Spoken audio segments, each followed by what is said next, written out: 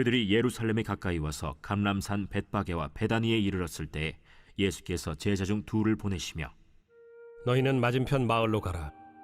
그리로 들어가면 곧 아직 아무도 타보지 않은 나귀 새끼가 매어 있는 것을 보리니 풀어 끌고 오라. 만일 누가 너희에게 왜 이렇게 하느냐 묻거든 주가 쓰시겠다 하라. 그리하면 즉시 이리로 보내리라. 제자들이 가서 본즉 나귀 새끼가 문 앞거리에 매어 있는지라 그것을 푸니 거기 서 있는 사람 중 어떤 이들이 이르되 나귀 새끼를 풀어 무엇하려느냐? 제자들이 예수께서 이르신 대로 말한대 이에 허락하는지라. 나귀 새끼를 예수께로 끌고 와서 자기들의 겉옷을 그 위에 얹어 놓음에 예수께서 타시니 많은 사람들은 자기들의 겉옷을 또 다른 이들은 들에서 벤 나뭇가지를 길에 펴며 앞에서 가고 뒤에서 따르는 자들이 소리 지르되 찬송하리로다. 주의 이름으로 오시는 이여 찬송하리로다. 오늘 우리 조상 다윗의 나라여 가장 높은 곳에서 호산나. 오늘 종료주일입니다. 이날 우리가 함께 나눌 말씀을 근거로 해서 겸손의 왕이 오신다, 이런 제목으로 은혜를 나누려고 합니다. 오래전에 회사를 정년 퇴직한 분이 저에게 상담 요청이 왔어요. 자기는 오랜 세월 한 회사에서 가정을 지키고 가족을 돌보려고 그렇게 무던히 애를 쓰며 시계추처럼 직장과 가정을 넘나들며 그렇게 살았는데 은퇴하고 돌아오니까 아내 된 자가 우리 이제 그만 헤어지자, 이런 청천벽력 같은 얘기를 하더라는 거예요. 정말 어이가 없고 너무 실망해서 저에게 와서 흥분을 감추지 못하고 얘기를 하더라고요. 내가 어떻게 지켜온 가족인데 이제 내가 직장 그만두고 별 볼 일 없으니까 나 떠나겠다. 너무 상처가 된다는 거예요. 나는 내 아내를 사랑하고 여지껏 왔는데 어떻게 그럴 수 있냐. 그래서 이거는 한쪽 말만 들어서는 안 되기 때문에 다음에는 아내 된 분을 데려오라 하고, 그래서 그 아내 된 분에게 사실대로 얘기하고 그 이유가 뭐냐 그랬더니 이 남편으로부터 사랑받고 존귀함을 받지 못했다는 느낌 때문에 참 이 말년이 너무 쓸쓸하고 외롭고 힘들다는 거예요. 이게 뭐가 그러냐 했더니 이 남편은 자기 본이라는 거예요. 내 감정에 충실하고 내가 오르면 너도 오라야 되고 내가 좋으면 너도 좋아야 되고 내가 싫으면 너도 싫어야 되고 철저하게 자기중심이라는 거예요. 그리고 아내를 속박하고 억누르고 그런 게 싫다는 거예요. 이제 나도 살만치 살았고 아들, 딸 다 시집장가 보냈으니까 나는 내 모습대로 좀 편히 살고 싶다고 그렇게 얘기를 해요. 근데 이게 남의 얘기 같지 않더라고요.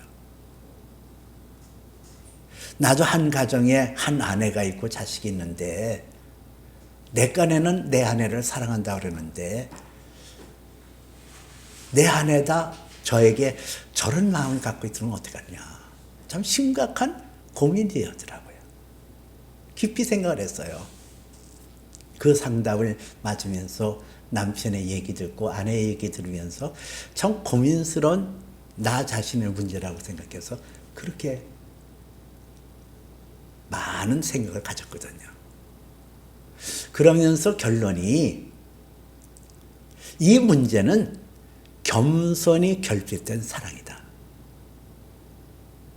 나름대로 남편은 아내를 사랑한다고 그러는데 그 안에 겸손이 없다. 겸손이. 결국은 사랑이라는 것은 겸손과 사랑이라는 것은 뗄래야 뗄 수 없는 아주 양쪽 날개와 같은 거거든요. 겸손이 없는 사랑은 있을 수 없고 사랑 없는 겸손이 있을 수가 없어요. 어거스틴이라는 분에게 그 제자들이 어느 날 와서 선생님, 우리가 세상 살아가면서 제일 중요한 덕목이 뭡니까? 그랬더니 겸손이다. 그럼 두 번째요. 두 번째도 겸손이다. 세 번째는요? 세 번째도 겸손이다. 그런 일화가 있어요. 영국에서 설교하면 황태자로 떠오르는 스펄전 목사님도 겸손이 첫째도 겸손이요, 둘째도 겸손이요, 셋째도 겸손이다. 그렇게 얘기하거든요. 이 겸손이 이렇게 중요한 거예요.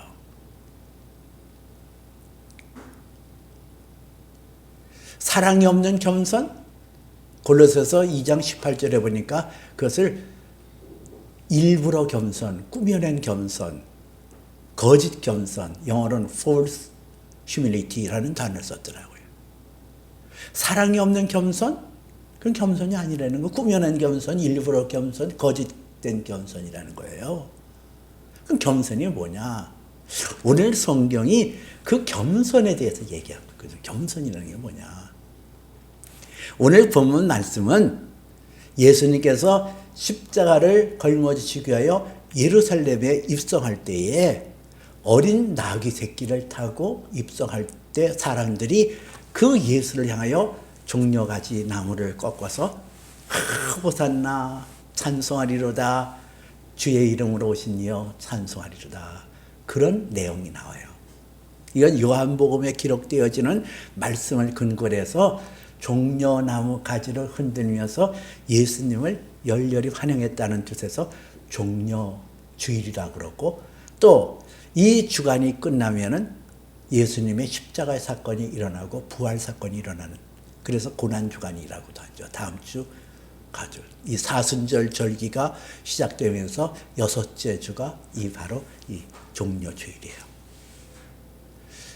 요한복음에서는 그 사람들이 종려나무 가지를 꺾어서 예수님을 향하여 호산나 찬송하리로다 그랬는데, 공강복음에서는 나뭇가지를 꺾어서 길에 폈다 이렇게 나오죠. 어쨌든 예수님께서 예루살렘 성을 향하여 들어가는 그것을 기념하여 종려주일이라 이렇게 얘기를 하거든요. 근데 오늘 여기 성경에 예수님의 그 겸손이 나와요. 오늘 성경 말씀을 통해서 겸손의 의미가 뭐냐? 두 번째는 예수님이 보여준 겸손의 행함은 무엇인가? 세 번째는 이 신앙에 있어서 겸손이 중요한 이유와 그 열매는 무엇인가? 이렇게 세 가지를 나눠서 살펴보려고 해요. 첫 번째는 겸손이 뭐냐 이거죠. 성경에서 말하는 겸손이 뭐냐? 오늘 여기 마가복음 11장 2절에서는 맞은편 이 벳바게라고 하는 그 감난산 벳바게와 베다니에 이르렀을 때 예수님의 제자들 중에 두 명에게 말씀하시기를 마을 맞은편으로 가라. 거기에 들어가면 곧 아직 아무도 타 보지 않은 나귀 새끼 나귀가 매여 있는 것을 보리니 풀어 끌고 와라. 그렇게 예수님 명령해요. 이 나귀, 어린 나귀예요. 새끼 나귀예요.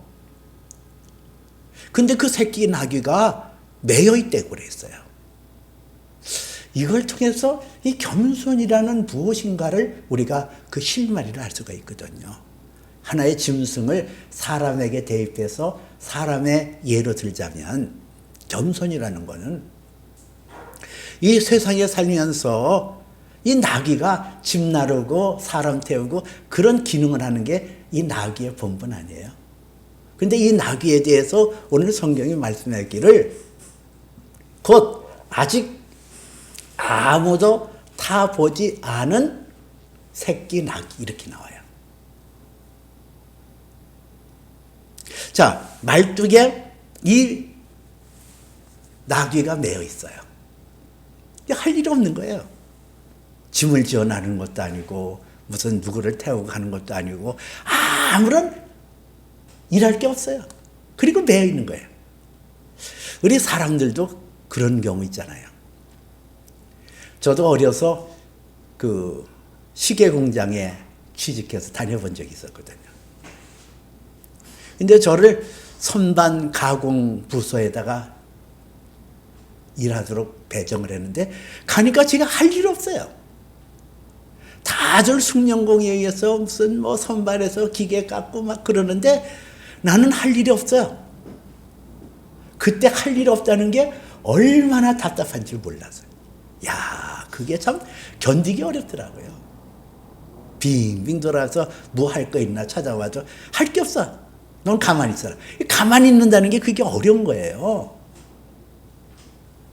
요즘도 그러잖아요. 회사에서 자르지는 못하고 해고는 시켜야 되겠는데 자발적으로 나가게 하려고 그러면 어떻게 해요? 저 구석진 데다가 책상 하나 덩그마니 놓고 의자 하나 놓고 그냥 하루 종일 일 안 시키고 사람들 외면하고 이러면 그 견디기 어렵거든요. 여러분, 겸손이라는 게 뭘까요? 우리가 세상 살면서 이런 경우 있어요. 내가 마땅히 행해야 될 것도 없고 무료하고 매여 있고 그냥 맨날 거기서 뱅뱅 도는 삶이에요. 그냥 왔다 갔다. 겸손이라는 것을 우리에게 가르쳐주고 있거든요. 이 나귀가 예수님께서 풀어 끌고 오라고 말씀하실 때까지 그 나귀가 그 자리에 맴돌고 있는 것을 견뎌내고 그것을 참아내는 것처럼 겸손이라는 것은 내게 주어진 환경과 내게 주어진 여건이 답답하고 때로는 참 내가 왜 이렇게 되어지나 그런 환경이 주어진다 할지라도 그것을 주님의 때까지 기다릴 줄 아는 것, 이게 겸손이라는 거예요. 베드로전서 5장 6절에도 그러므로 하나님의 능하신 손 아래서 겸손하라. 때가 되면 너희를 높이시리라 그랬잖아요. 여러분, 하나님께서는 내가 매여 있는 것 같지만은 내가 참 무료하기 그저없고 답답한 환경 속에서 그렇게 맴도는 것 같지만은 하나님의 정하신 때에 풀어 끌어오라. 예수님께서 쓰시겠다 할 때가 있거든요. 그때까지 견디고 그때까지 순응하는 것, 이게 겸손이라는 거예요. 이스라엘을 지키시는 이가 졸지도 아니하시고 주무시지도 아니하시느니라. 여러분, 하나님께서 우리를 사랑하셔서 우리에게 대한 관심을 집중적으로 갖고 계시는 거예요. 졸지도 아니고 주무시지도 아니한데요. 시편 121편에 보니까. 그렇게 지켜주시는 하나님을 내가 믿는다고 한다면 내게 주어진 여건이, 내게 주어진 환경이 답답하고 맨날 식개주처럼 똑딱 똑딱 그리고 그렇게 지난다 할지라도 그것을 견디고 인내하며 믿음의 주 온전케 하시는 예수를 바라볼 수 있다면 그게 바로 겸손이라는 거예요. 또 하나는 오늘 이 나귀의 주인이 제자 2명이 와서 아무런 얘기도 아니고 나귀 새끼를 풀어가지고 끌고 가려니까 여보시오, 당신 뭐 하는 거예요? 그랬더니 2명의 제자들이 뭐 구차하게 뭐 변명하거나 설명 안 해요. 주님께서 쓰시겠답니다. 근데 이게 너무 희한한 게 그 주인이 더 이상 얘기 안 하고 그 나귀를 끌어가도록 허락하는 거예요. 이게 겸손이에요. 하나님께서 쓰시겠다고 할 때 주께서 내게 필요한 것을 내가 너에게 요구한다. 그럴 때 그것에 순응하고 그것에 반응하는 것. 이게 겸손이라는 거예요. 이유를 묻지 않아요. 따지지 않아요. 무엇에 쓰내는데 자기가 합리적으로 이해가 되어지는 것은 내가 내어지지만은 그렇지 않은 것은 내어줄 수 없다. 이거는 교만이에요. 이거는 겸손이 아니에요. 겸손은 하나님의 뜻을 내가 지금 당장 알지를 못해요. 하나님께서 그거를 요구할 때 왜 그러는지 알지를 못해요. 그러나 하나님께서 말씀하시니까 내가 순종합니다. 이게 바로 겸손이라는 거예요. 이사야서 55장에 보면은 하늘이 땅보다 높은 같이 내 길은 너희 길보다 높으며 내 생각은 너희 생각보다 높으니라.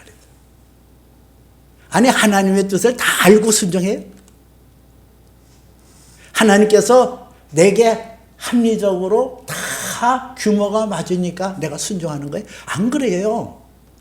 순종하고 가는 거예요. 이유는 알 수 없어요. 왜 그렇게 명령하셨는지, 왜 그렇게 내게 요구하시는지 이유는 알 수 없어요. 그러나 순종하고 가는 거예요. 그래서 로마서 12장 1절에 보니까 형제들아 내가 하나님의 모든 자비하심으로 너희를 권하노니 너희 몸을 하나님의 기뻐하시는 거룩한 산 제물로 드리라. 이는 너희가 드릴 영적 예배니라 그랬거든요. 산 제물로 드리라는 거예요. A living sacrifice. 내가 내 몸을 하나님의 기뻐하시는 거룩한 holy sacrifice 너 자신을 드려라는 거예요. 우리 이유 달잖아요. 아니 나를 산채로 통째로 살면 구워 잡수시려고 그래? 아니 왜 나를 바치라고 그래? 우리가 이해할 수 없는 부분을 하나님께서 요구할 때가 있다니까요.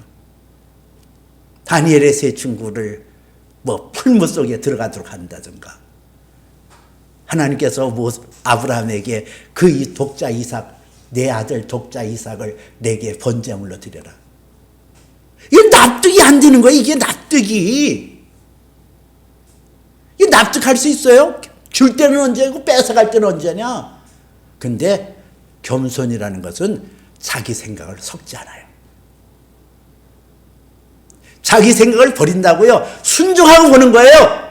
그 아들을 데리고 모리아 산으로 데리고 가요. 뭘 하러? 번제단 드리려고. 독자 이삭을. 이게 겸손이라니까요. 교만한 사람은 이유가 많잖아요. 아유 하나님께서 그럴 리가 있어? 이런. 그러나 겸손한 사람 순종하고 따르고 보는 거예요. 이게 겸손이에요.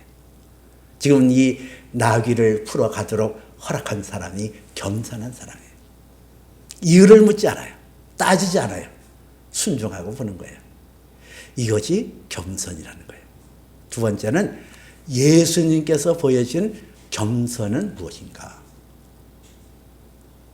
오늘 7절에 보니까 이 제자들이 나귀 새끼를 예수께로 끌어와서 자기들의 겉옷을 벗어 그 위에 얹음에 예수께서 타시니 이렇게 나오고 있거든요. 자, 예수님께서 어린 나귀를 타셨다. 어른 나귀가 아니라 나귀 새끼를 타셨다. 제자들이 그들의 겉옷을 벗어서 그 나귀 위에 얹으니 그 위에 타셨다. 그리고 지금 예루살렘으로 올라가실 때에 사람들이 나와서 호산나 찬송하리로다. 주의 이름으로 오시는 이여 찬송하리로다. 오는 우리 조상 다윗의 왕국이여 높은 곳에서 호산나 하도로다. 이렇게 막 하잖아요. 어린 나귀를 탔다. 나귀 새끼를 탔다. 그리고 사람들이 종려나무 가지를 꺾어서 예수님 앞에 그것을 흔들며 호산나 찬송하리로다. 이 호산나라는 뜻은 우리를 구원하소서라는 뜻이거든요. 우리는 여기서 두 가지를 볼 수가 있어요. 하나는 예수께서 평화의 왕이다. 이것은 스가랴서 구약성경 스가랴서 9장 9절과 10절에 있는 말씀을 응하려 하였거든요. 시온의 딸들아 기뻐할지어다. 예루살렘의 딸들아 따라 즐거워할지어다. 너의 왕 그가 너에게 오셨으니 그는 구원을 베푸시며 공의로우시며 구원을 베푸시며 겸손하서 나귀 새끼를 타셨도다. 스가랴서에 예언되는 말씀이에요. 예언되는 말씀이 이 땅에서 실현되기 위하여 그 어린 나귀를 타고 가시거든요. 결국은 예수님께서 그 나귀 새끼를 타고 가셨다는 것은 상징적인 의미가 두 가지가 있어요. 평화의 왕이요. 사람들이 호산나 찬송하리로다 외쳤던 것을 통해서 그는 만왕의 왕이요. 만주의 주가 되심을 상징적으로 표현하는 거거든요. 근데 우리가 생각할 때에 무슨 그 사람들이 호산나 찬송하리로다, 높은 곳에서 찬송하리로다, 호산나 하리로다 하니까는 무슨 예루살렘 성이 발칵 뒤집혀서 그러는 것처럼 상상하는데 사실은 그게 아니거든요. 이 전체적인 내용을 훑어보면 예수님께서 성전, 예루살렘 성전에 갔다가 살구머니 빠져나오셔요.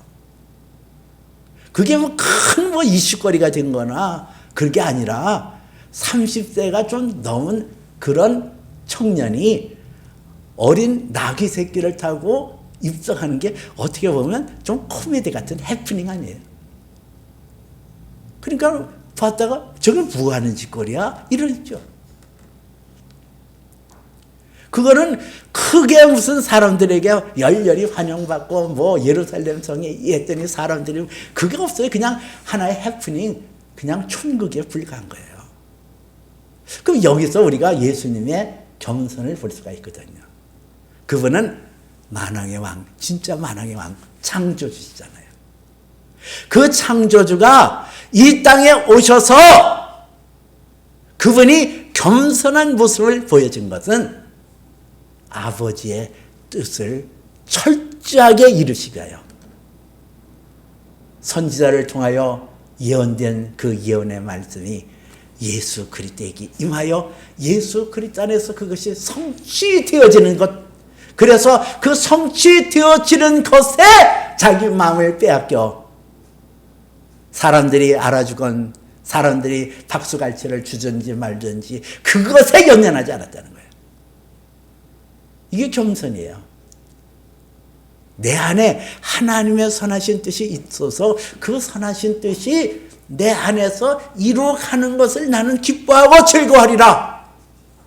이것을 고백하고 묵묵히 내 길을 가는 것, 그것이 예수님께서 보여주신 겸손이라는 거예요. 그렇잖아요.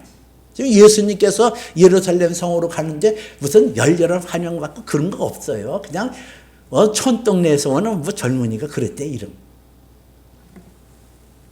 빌립보서 1장 6절에서는 너희 안에 행하시는 이는 하나님이시니, 너희 안에 착한 일을 시작하신 이가 그리스도 예수의 날까지 이루실 줄을 우리는 확신하노라 그랬어요.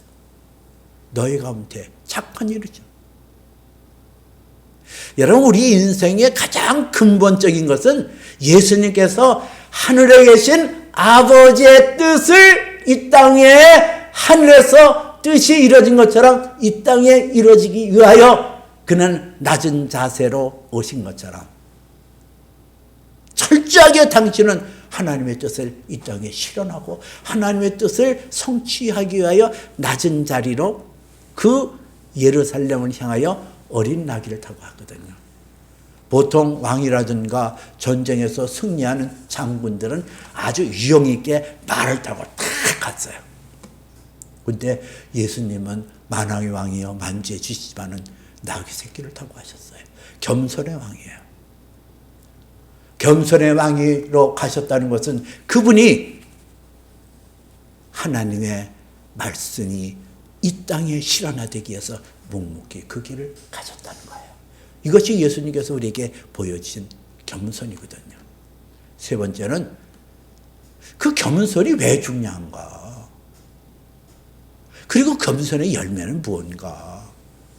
왜 겸손이 그 영적인 높은 단계에 있는 어거스틴도 그렇고 설교자로 유명했던 스펄전도 그렇고 왜 겸손이 첫째도 겸손이요, 둘째도 겸손이요, 셋째도 겸손이라 그럴까? 이 겸손의 의미가 뭘까? 겸손이라는 게 왜 중요하냐고요. 예수님께서 이 땅에 오신 목적은 하늘에 계신 아버지의 뜻을 성취하기 위하여 오셨다는 거예요. 그 성취하시기 위한 구체적인 내용이 요한복음 17장에 나와 있어요.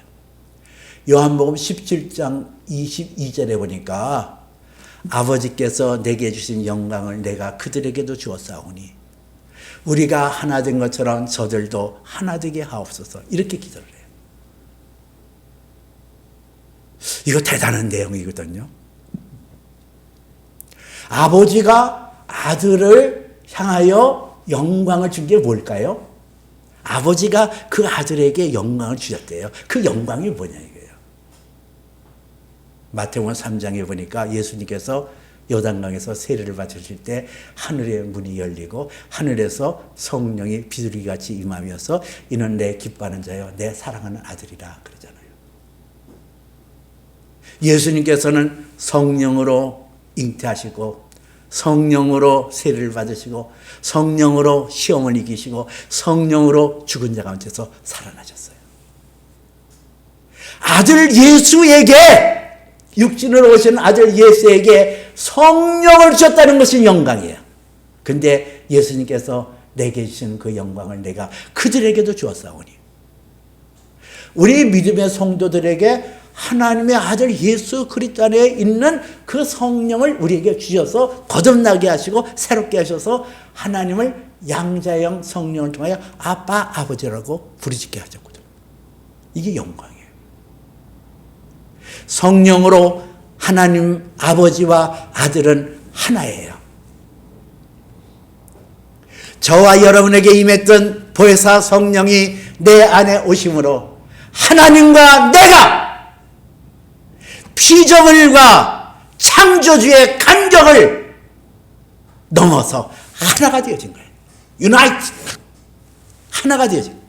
여러분 이거 신비 중에 신비예요. 어떻게 하나님과 우리가 하나가 되어서 우리가 신의 성품에 참여한 자가 될 수 있을까? 이거 대단한 거거든요. 거룩하신 하나님과 죄에 빠진 인간이 예수 그리스도의 십자가의 사건을 통하여 내 죄가 사함받고 죄인이 철저한 죄인, 완벽한 죄인, 무엇으로도 하나님 앞에 도달할 수 없는 그런 타락한 죄인이 하나님의 아들 예수 그리스도의 겸손의 헌신을 통하여 그 죄인이 의로우시고 거룩하신 하나님과 합하여 하나가 되어졌다는 거예요. 그것을 이루기 위하여 예수님께서는 십자가에 못 박히셨고 십자가에 피 흘린 것을 기뻐하신 것은 그의 택하신 자녀들이 아들 예수와 더불어 하나님과 하나 되는 한 몸 되는 그것을 바라보고 그러면은 기뻐하셨다는 거예요. 겸손이 뭘까요? 하나님의 뜻을 위하여 낮은 자로 오셔서 좁은 길로 들어가셨어요. 예수님은 좁은 길로 들어가셔서 성령으로 우리에게 임하셨거든요. 우리에게 임하시기 위하여 내가 문 밖에서 문을 두드리니 누구든지 내 음성을 듣고 문을 열면 내가 그에게 들어가 그는 나와 더불어 먹고 나는 그와 더불어 먹으리라. 주님께서 우리의 문, 비좁은 문, 참 인간들이 약하거든요. 안 열어주려고 안 열어줘. 예수님께서 그렇게 문을 열어달라는데 안 열어주잖아요. 이런 악한 자들이 어디 있어요? 이 좁은 문. 근데 주께서 그 좁은 문을 뚫고 오셨어요. 내가 믿음, 겨자씨만한 믿음, 보잘것없는 믿음, 그거 오시고 예수님께서 우리 안에 오셨어요. 무슨 큰 믿음도 아니잖아요. 여러분 예수 믿을 때 여러분이 큰 믿음 가지고 믿으셨어요? 안 그렇잖아요. 예수님이 누군지도 모르고 그냥 예수 믿으면 구원받는 데니까 그냥 찔끔해가지고 문 조금 열어놨잖아요. 그 좁은 문을 예수님께서 뚫고 들어오셔서 내 안에 역사하기 시작하잖아요. 나의 나됨은 하나님의 은혜로 말미암아 되었다는 사도 바울의 고백처럼 내가 나를 만들어가는 거 아니에요. 하나님께서 토기장이가 되어서 나를 빚고 나를 빚어서 하나님의 위대한 자녀, 하나님과 하나 되어지는 놀라운 영적 존재로 만들어 가시거든요. 예수님께서는 겸손의 왕으로 내게 찾아오셔서 나에게 성령을 주시고 성령 안에서 날마다 새롭게 하는 것이 우리 주 예수 그리스도 겸손의 왕으로 오신 그분이 행하시는 일이라고 한다면 저와 여러분은 어떤 자세를 가져야 돼요? 나도 겸손해야 되잖아요. 불만을 벗어버리고 불평을 벗어버리고 내가 왜 여기 있어야 되냐? 그거는 교만한 거예요. 내가 왜 여기 있어? 그건 교만한 거라니까요. 내가 어느 때까지 이것도 교만한 거예요. 내가 이 낮은 자리에 있는 것도 하나님의 선한 뜻이 있습니다. 내가 이렇게 자유를 잃고 매여 있는 것도 하나님의 선한 뜻이 있습니다. 나를 겸손하게 하려고, 나를 사랑하는 것이 아니라, 나를 나타내려고 하는 것이 아니라, 내 안에서 행하시는 예수 그리스도의 영이 내 안에 충만하게 나타나서 하나님의 아들 예수의 형상이 나타나도록 하는 하나님의 선한 뜻이 있습니다. 그걸 인정하는 게 그게 겸손이라니까요. 내가 왜 이렇게 살아야 되냐고. 나는 왜냐고. 그게 교만하지 마세요, 여러분. 그래요. 여기에도 하나님의 선한 뜻이 있어요. 낮은 곳에도 하나님의 선한 뜻이 있어요. 예수님도 만왕의 왕 만주에 들어서 창조주 하나님으로 피조물 되어서 낮고 천한 몸으로 이 땅에 오셨는데, 나 또한 주님을 본받아 낮은 곳이라도 기뻐하고 낮은 것이라도 즐거워하는 것, 이게 겸손이라니까요. 겸손의 왕으로 오신 예수 그리스도와 내가 하나님 앞에 서시겠다고 할 때 내 것을 아낌없이 드리는 그 삶의 모습을 통하여 하나님 앞에서 우리는 겸손의 왕과 더불어 내가 하나가 되어지는 신비를 누려요. 그 은혜를 누려요. 피조물이 창조주 대열에 죄인이 저주에 속한 자가 영광을 영원하게 누릴 수 있는 영광의 자리에 도달할 수 있어요. 겸손의 왕이 오셨습니다. 어린 나귀를 타고 그렇게 오셨어요. 겸손의 왕을 모셔드리는 것은 내가 겸손하여 주님 앞에 불평하니라, 여기에도 하나님의 선한 뜻이 있고 하나님의 온전한 뜻이 있고, 그래서 순종하고 주께서 쓰시겠다고 할 때에 아낌없이 내 몸을 내놓고 내 물질을 내놓고 내 삶을 내놓는 그 삶을 통하여 겸손의 왕 되신 예수 그리스도와 더불어 내가 하나 되는 놀라운 신비를 얻을 수가 있음을 믿으시길 바랍니다. 이 은혜가 오늘 이 종료주의를 맞으며 겸손의 왕으로 오신 예수님을 영접하는 저와 여러분 되시기를 주님의 이름으로 축복해 드립니다. 기도합니다.